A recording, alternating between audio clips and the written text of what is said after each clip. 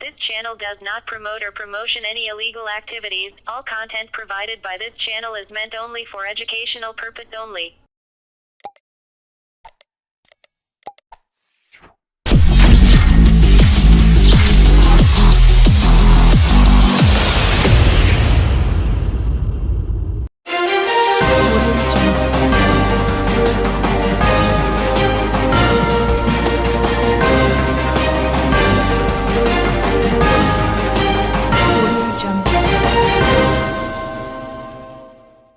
মুখ্যমন্ত্রী মমতা বন্দ্যোপাধ্যায়ের নবান্নের পৌর প্রশাসনিক সভার পর থেকেই হুগলি জেলার বিভিন্ন জায়গায় অবৈধ নির্মাণসহ সকল সাধারণ মানুষের স্বার্থে বিশেষভাবে উদ্যোগ গ্রহণ করেছে পৌর ও পৌর নিগমের আধিকারিকরা।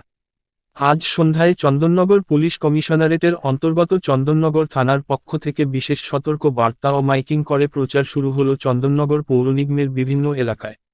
এর পাশাপাশি এলাকার সরকারি জায়গা অবৈধ অধিগ্রহণ দোকানগুলির ওপর বিজ্ঞপ্তি দেওয়া হলো। চন্দননগর প্রশাসনের পক্ষ থেকে জানানো যাইতেছে যে রাস্তার ধারে সরকারি জমির ওপর যারা অবৈধ স্থায়ী এবং অস্থায়ী নির্মাণ কার্য করেছেন তাদের অনুরোধ করা হচ্ছে অতি সত্বর সেই সমস্ত অবৈধ নির্মাণ কার্য সরিয়ে নেবেন, অন্যথায় প্রশাসন বিভাগ যথাযথ ব্যবস্থা নিতে বাধ্য থাকিবে।